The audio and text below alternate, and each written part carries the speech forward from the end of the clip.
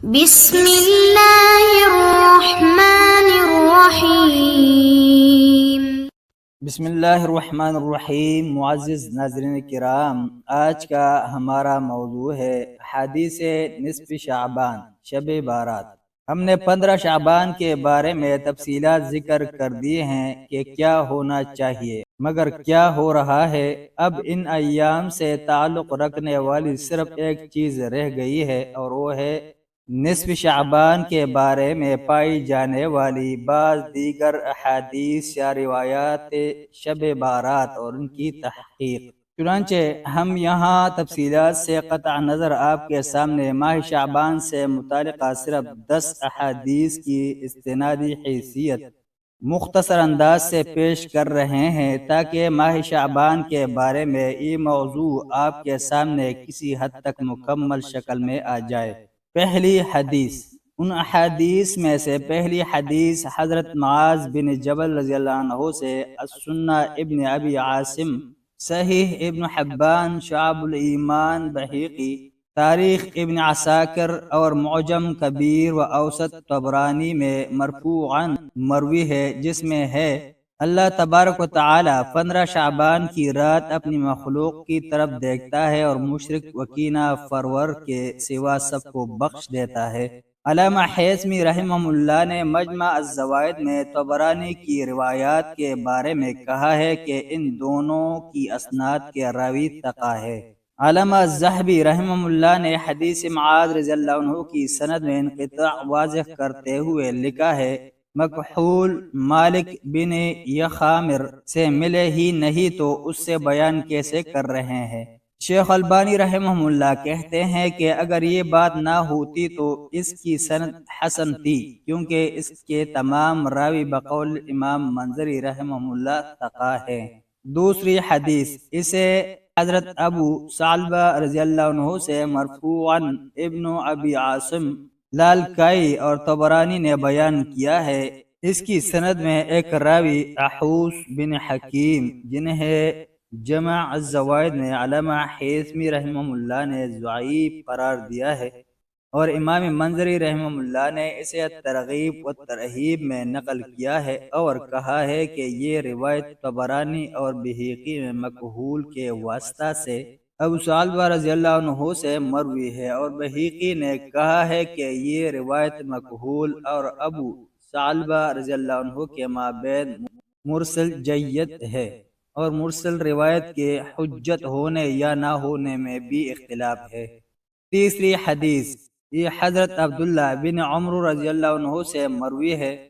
اس روایت کی سند کو متابعات اور شواہد کے طور پر لینے کے لیے لا بأس بہ قرار دیا گیا ہے کہ اس میں کوئی مضائقہ نہیں، جبکہ علامہ حیثمی رحمہ اللہ نے کہا ہے کہ اس کی سند میں ایک راوی ابن لحیہ ہے جو لین الحدیث ہے، اور باقی راوی موثوق ہے، جبکہ علامہ عبد الرحمن مبارک پوری نے ابن لحیہ کو ضعیف کہا ہے، اور امام منذری رحمہ اللہ نے اس کی سند کو لین و نرم قرار دیا ہے، اور متابعات و شواہد کے پیش نظر اسے شیخ البانی رحمہ اللہ نے حسن درجہ کی روایت قرار دیا ہے۔ اس روایت میں مشرک کے ساتھ کینہ پرور نہیں بلکہ قاتل کا لفظ وارد ہوا ہے۔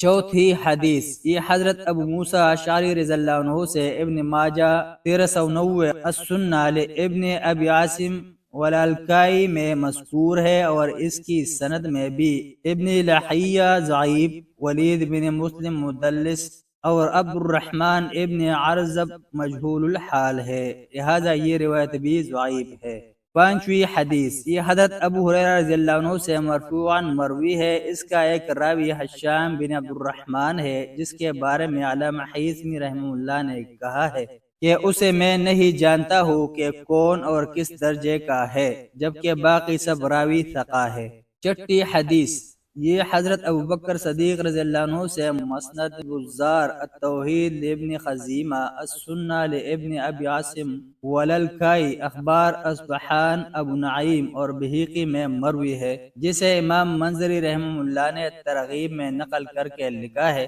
لا بأس بہ، کہ اس کی سند میں کوئی مضائقہ نہیں، اور علامہ حزمی رحمہ اللہ نے مجمع الزوائد میں اسے نقل کر کے اس کی سند میں مذکور ایک راوی عبد الملک کے بارے میں کہا ہے کہ ابن ابی حاتم رحمہ اللہ نے اس روایت کو اپنی کتاب الجرح والتعدیل میں ذکر کیا ہے، مگر اس راوی کو ضعیف نہیں کہا، جبکہ باقی راوی ثقہ ہے۔ لیکن امام بخاری رحمہ اللہ نے عبد الملک کی اس روایت کو محل نظر قرار دیا ہے، جیسا کہ میزان الاعتدال ذہبی میں مذکور ہے۔ ساتویں حدیث، یہ حضرت عوف بن مالک رضی اللہ عنہ سے مروی ہے، جسے امام بزار نے اپنی مسند میں بیان کیا ہے اور لکھا ہے کہ اس کی سند ضعیف ہے۔ اس کی وجہ دراصل یہ ہے کہ اس کی سند میں ایک تو ابن لہیعہ ہے جو کہ لین بلکہ ضعیف ہے، اور دوسرا راوی عبد الرحمن بن انعم ہے،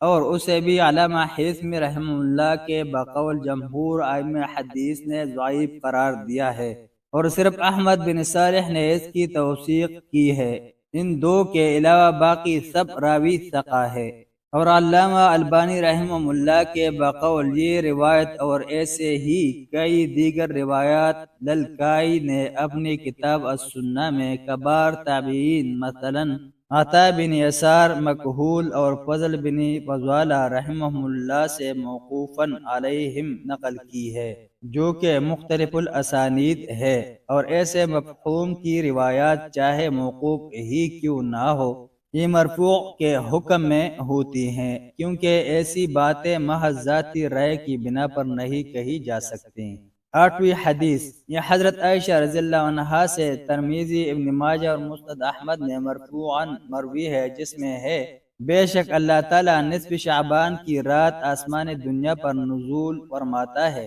اور بنی کلب کی بکریوں کی بالوں سے زیادہ گناہ گاروں کو معاف کر دیتا ہے۔ قبیلہ بنی کلب کا نام اس لیے لیا گیا ہے کہ عربوں میں سب سے زیادہ بکریوں والا یہی قبیلہ تھا، اور شارح ترمذی نے لکھا ہے،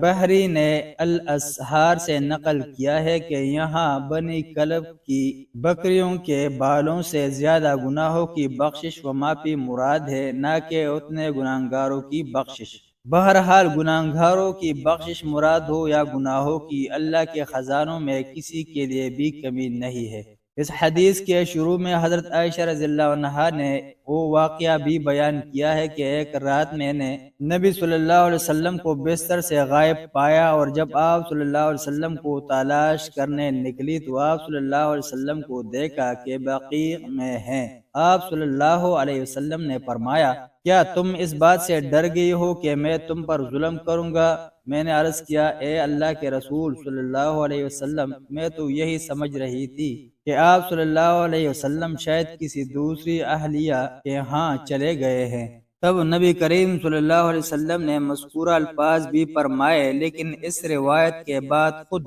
امام ترمذی رحمہ اللہ نے کہا ہے کہ میں نے امام بخاری رحمہ اللہ کو سنا ہے کہ وہ اس روایت کو ضعیف قرار دیتے ہیں، اور آگے اس کی سند میں پائے جانے والے دو جگہ کے انقطاع کو بیان کیا ہے کہ حجاج اور یحییٰ، پھر یحییٰ اور عروہ کے مابین انقطاع ہے کہ یحییٰ نے عروہ سے نہیں سنا۔ امام بخاری رحمہ اللہ کا کہنا ہے کہ حجاج نے یحییٰ سے نہیں سنا، جبکہ اس روایت کی سند کے ایک راوی حجاج بن ارطاء کو بھی محدثین نے مدلس قرار دیا ہے، اور مدلس کی صرف وہ روایت قابل قبول ہوتی ہے جس میں وہ یہ کہے کہ میں نے یہ بات فلاں سے سنی یا اس نے مجھ سے بیان کی ہے، جبکہ اس روایت میں ایسا نہیں، بلکہ حجاج نے عنہ سے کام لیا ہے، جس سے ان کی سماع کی صراحت نہیں ہوتی۔ اور امام بخاری رحمہ اللہ کا اس حدیث کو ضعیف قرار دینا یقیناً انہی اسباب کے بنا پر ہوگا۔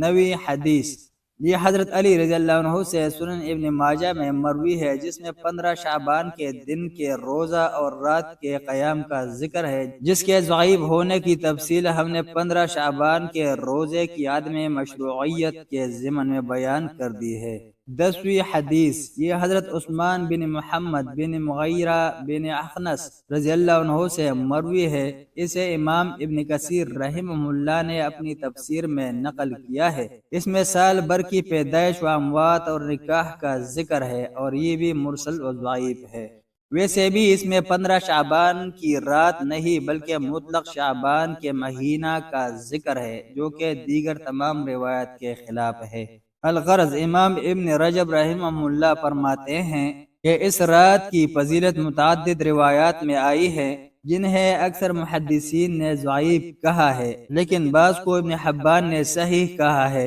اور ان میں سے سب سے امثل و بہترین حدیث عائشہ رضی اللہ عنہا ہے۔ امام ابن تیمیہ رحمہ اللہ نے تعدد حدیث کی بنا پر اور امام احمد رحمہ اللہ کی نصوص کے پیش نظر اس رات کی فضیلت مانی ہے۔ علامہ مبارک پوری رحمہ اللہ نے متعدد حدیث کے پیش نظر کہا ہے کہ اس کی کوئی اصل ہے، اور دور حاضر کے معروف محدث شیخ البانی رحمہ اللہ نے متعدد طرق نقل کیے ہیں، اور ان کے مجموع سے حاصل ہونے والی قوت کی بنا پر مذکورہ حدیث نمبر 1 کو صحیح قرار دیا ہے۔ یہ اس رات کی کچھ فضیلت کے ثابت ہونے کی دلیل ہے، لہذا سابقہ ساری تفصیل کے پیش نظر کہا جا سکتا ہے۔ اگر کوئی شخص اس رات میں مطلق عبادت، نوافل و تلاوت کر لیتا ہے تو کوئی حرج نہیں، جبکہ متعین اور مقررہ اشکال کی کوئی عبادت ثابت نہیں ہے۔ ویسے بھی کسی رات کا فضیلت والا ہونا کسی خاص عبادت کو مستلزم نہیں ہوا کرتا۔